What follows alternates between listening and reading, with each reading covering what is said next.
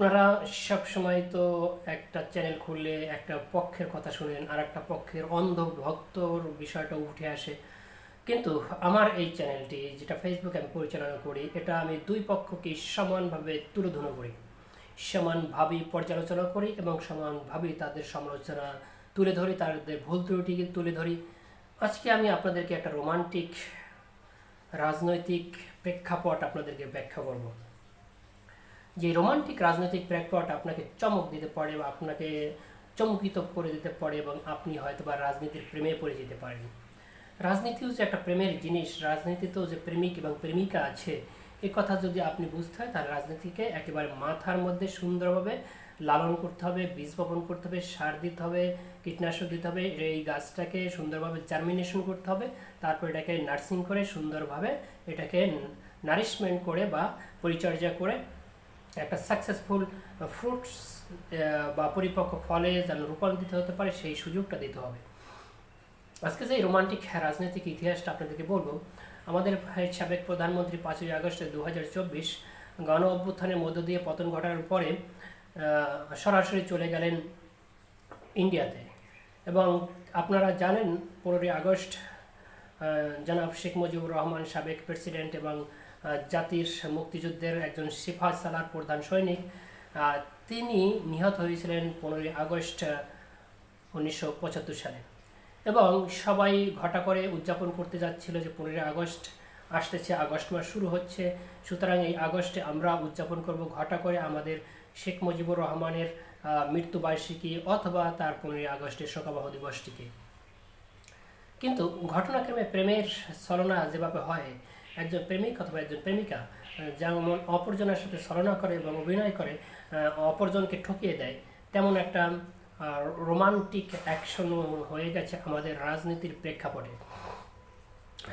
যখন 15ই আগস্ট শেখ হাসিনা পতন ঘটল এবং তিনি ভারতে চলে গেলেন একটি কার্গো বিমানে বাংলাদেশ সেনাবাহিনীর, সেখানে গিয়ে তিনি চেষ্টা করলেন খুব দ্রুত শিফট করার জন্য চলে যাবেন লন্ডনে, এবং সবসময় শোনা যাচ্ছিল তিনি লন্ডনে আশ্রয় নেবেন। কিন্তু বিভিন্ন প্রেক্ষাপটে এখনও তিনি লন্ডনে পৌঁছতে পারেননি অথবা ভারত থেকে বের হতে পারেননি। কিন্তু 15ই আগস্ট খুব কাছাকাছি আছে। আপনি মনে করতে পারেন সেই 15ই আগস্টের সাথে প্রেমের সম্পর্কটা কি। বাংলাদেশে থাকলে পরে 15ই আগস্ট যেই শোকাবহ দিবসটা ছিল সেটা উদযাপন করতেন তিনি অনেক শোকাহত হৃদয় নিয়ে। কিন্তু তিনি যে ভারতে অবস্থান করলেন সেই দেশে 15ই আগস্ট যেভাবে পালিত হয় সেটা হলো আনন্দের সাথে, বিপ্লবের সাথে, মুক্তির সাথে। কারণ 15ই আগস্ট ভারতের স্বাধীনতা দিবস অথবা মুক্তির দিবস বলেন। সুতরাং তারা এটাকে উদযাপন করবে আনন্দের সাথে। সেখানে আমাদের প্রধানমন্ত্রী সেই আনন্দটা চোখে দেখতে হবে, তার মিডিয়ার ঝলকানি দেখতে হবে, লাইটিং দেখতে হবে। এটা আর এক ধরনের তার জন্য মানসিক কষ্ট। রোমান্টিক সিচুয়েশন আরও একটি প্রেক্ষাপট বলতে পারি, তিনি কেন লন্ডনে যেতে চেলেন। আমার তো মনে হয় তিনি চেষ্টা করতেছিলেন যে তারেক জিয়া যেভাবে ঘুরে দাঁড়িয়েছে, লন্ডনে দাঁড়িয়ে বিএনপিকে এস্টাবলিশ করতে পেরেছে, তার নেতাকর্মীকে ধারণ করতে পেরেছে, তার নেতাকর্মীকে লালন করতে পেরেছে, সেটা লন্ডনে বসেই পেরেছে। সুতরাং আমিও লন্ডনে গিয়ে তারেক রহমানের মতো রাজনীতিকে ঘুরিয়ে দেওয়ার জন্য চেষ্টা করব সেফ জোনে থেকে। এটা একটা হতে পারে। আর একটা রোমান্টিক বিষয় হতে পারে এমন যে হিথ্রো এয়ারপোর্ট অথবা গেটউইক এয়ারপোর্ট যেটা লন্ডনে আছে, ইন্টারন্যাশনাল এয়ারপোর্ট, বাংলাদেশ থেকে অথবা ইন্ডিয়া থেকে গেলে এই দুটো এয়ারপোর্টই মানুষ ল্যান্ড করে। তো হিথ্রো এয়ারপোর্ট আপনাদের সবারই পরিচিত, মোটামুটি জানেন, কিন্তু গেটউইক এয়ারপোর্টটা অত পরিচিত না। তারপরেও যে কোনো এয়ারপোর্ট থেকে মানুষ বাংলাদেশে ঢুকে, এবং সর্বশেষ প্রধানমন্ত্রী শেখ হাসিনা যে লন্ডনে গিয়েছিলেন সেখানে সম্ভবত গেটউইক এয়ারপোর্টে তিনি ল্যান্ড করেছিলেন। আপনাদের যতটা মনে আছে, আমারও হয়তো বা সেরকম মনে আছে। এমন হতে পারতো যে তারেক জিয়া হিথ্রো এয়ারপোর্ট থেকে বিমান উঠতেছেন, সেই একই বিমানে থেকে প্যাসেঞ্জার হিসাবে শেখ হাসিনা নামতেছেন। এমন হতে পারতো যে মুখোমুখি দেখা হয়ে গেল তারেক জিয়া এবং শেখ হাসিনার সাথে। এটা একটা প্রেমের রোমান্টিক অ্যাকশন, একজনের উত্থান, একজনের পতন, একজনের বঞ্চনা শুরু আর একজনের আনন্দ শুরু, এমন একটা জায়গায় রোমান্টিক সিচুয়েশন হতে পারত। অথবা আপনি যদি চিন্তা করেন যে রোমান্টিসিজমের আরও ডেভেলপমেন্ট হতে পারত, যে সেখানে শেখ হাসিনা কেন লন্ডনে যেতে চাইলেন। লন্ডনে বর্তমানের প্রভাবশালী একজন এমপি আছেন টিউলিপ সিদ্দিকী, যিনি শেখ রেহানার সন্তান।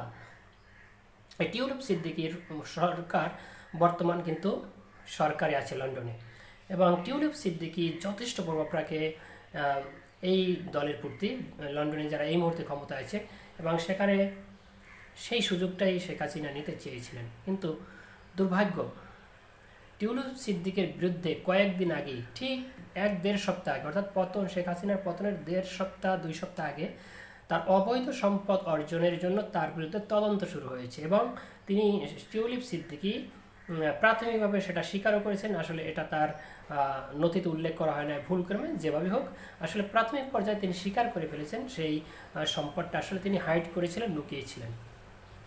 এই জায়গাটাও কেন একটা প্রেমের সম্পর্ক, যে আমার নাতির কাছে যাব, সেখানেও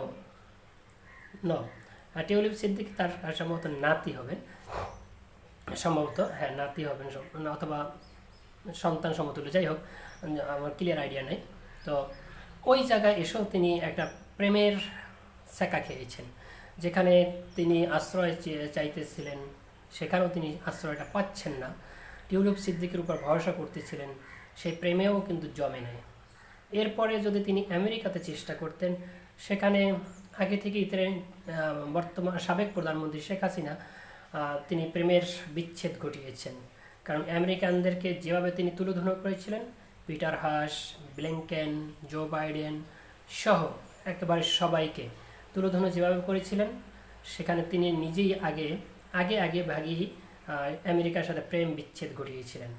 তো সুতরাং এই রোমান্টিক সিচুয়েশনের মধ্য দিয়ে একেবারে প্লট যেভাবে ডেভেলপমেন্ট করে বাংলাদেশের রাজনীতির প্ল্যাটফর্মটাও এমন করে কেমন জানি ডেভেলপ করেছিল। এই সিচুয়েশনের প্রেক্ষাপটে এমনও হতে পারত যে বাংলাদেশের অনেক নেতাকর্মী, মন্ত্রী লেভেল, এমপি লেভেল সবাই সিঙ্গাপুর, থাইল্যান্ড, মালয়েশিয়াতে সেকেন্ড হোম আছে, দুবাইতে সেকেন্ড হোম আছে, সেখানে গিয়ে অবস্থান করবেন। সর্বশেষ শেখ হাসিনা যখন লন্ডনের দিকে রওনা হবেন, তার নেতাকর্মী সবাই পিছু পিছু বিভিন্ন বিমানে গিয়ে লন্ডনে নামবেন, সেখানে দেখাবেন যে আমরা পুরো সরকার চলে এসেছি, আমরা এখন লন্ডনকে অথবা ইউকেকে, ইউনাইটেড কিংডম বা যুক্তরাজ্যকে শাসন করতে এসেছি। এমন একটা প্রেমের অভিনয়টাও সেখানে হতে পারত। কিন্তু দুর্ভাগ্য যে বাংলাদেশের এত উন্নয়নের সোপান লন্ডনে আসলে তারা প্রতিফলিত ঘটাতে চেয়েছিলেন, কিন্তু লন্ডনের মানুষ সেটাও গ্রহণ করতে প্রস্তুত নয়। এই হলো আমাদের রাজনৈতিক প্রেক্ষাপট এবং প্রেমের প্রেক্ষাপট। আশা করি প্রেমের এপিসোডটা আপনাদের কাছে খুবই ভালো লেগেছে।